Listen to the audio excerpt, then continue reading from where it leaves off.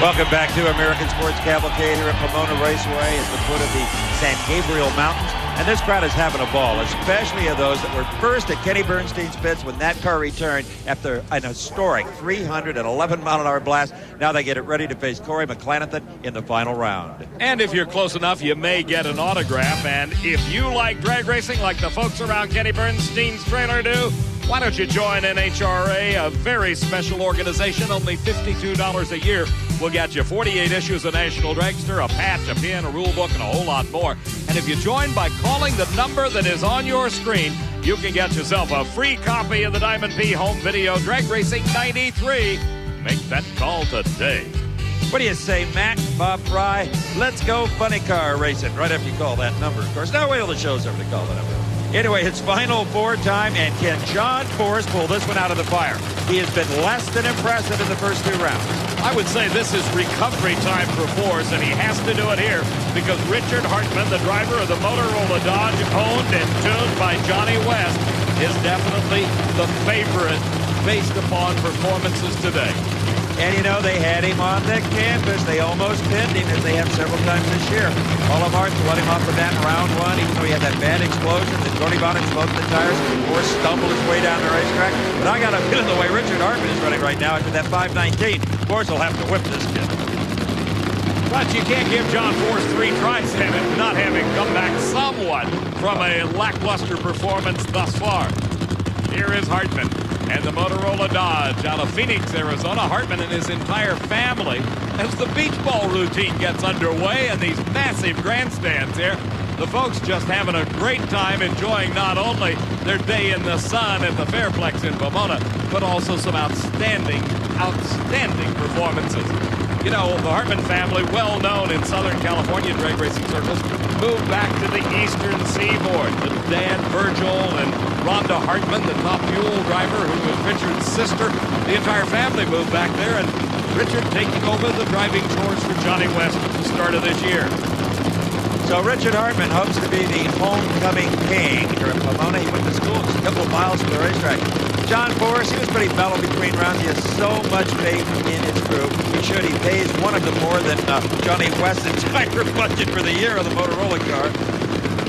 The burnouts are over. It's now up to the crews to make the final check. The engines, like their Pro Stock counterparts, these nitro burners in Top Fuel and Funny Car are also restricted to 500 cubic inches maximum single engine in Funny Car and on Top Fuel. Now, you say, well, who would ever stuff 2 motors in it?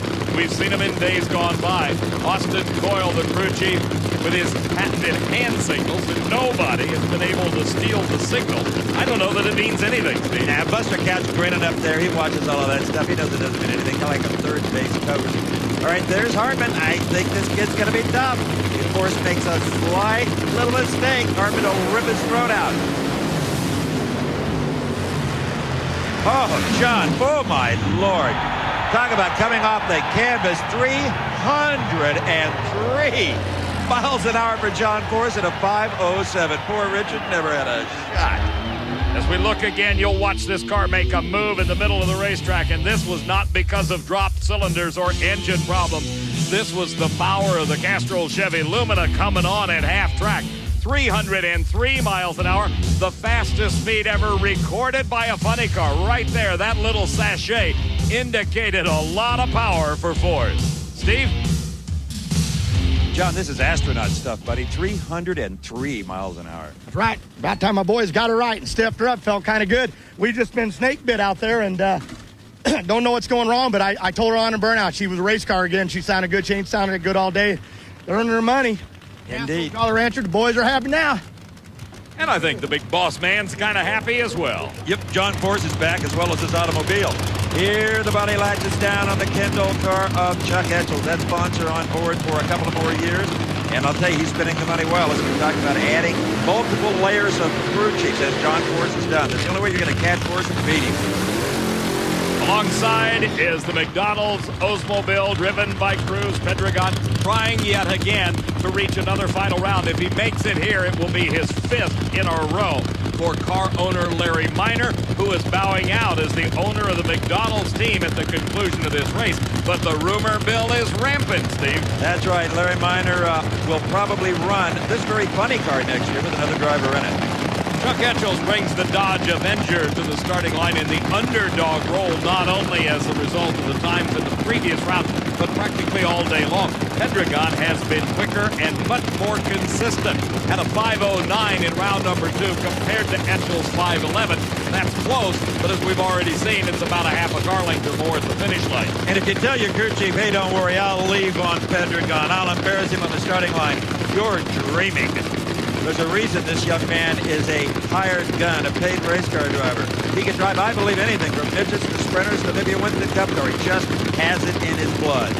Steve, a lot of people may have been a bit surprised at the performance of Bob Brandt as the crew chief. He'd been out of the sport for over a decade, came back as the crew chief on the Rochelle Splat Luxor Top Fuel Dragster for a bit, then moved over at mid-season to the minor team and has really shown his stuff. All right, this could be a good one. Winner goes to the final. Loser, leave the state. Oh, a fantastic lead by Pedregon. The best reaction time of the day in a funny car, and he didn't even need it. Etchells with huge problems. Pedregon, a fairly conservative 5:15 at a good speed, 295 miles an hour, but a 4.3 light.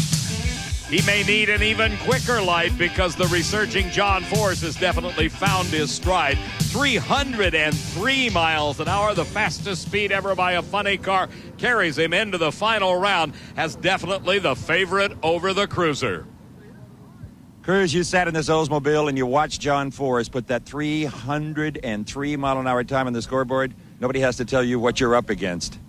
Yeah, Force is awful tough as usual, and but we've been in the final round here now. This is our 4th or 5th, I believe, straight, and 5 straight, and we've got a good shot at it. We've got good people here at the McDonald's camp. It's our last race with Miner.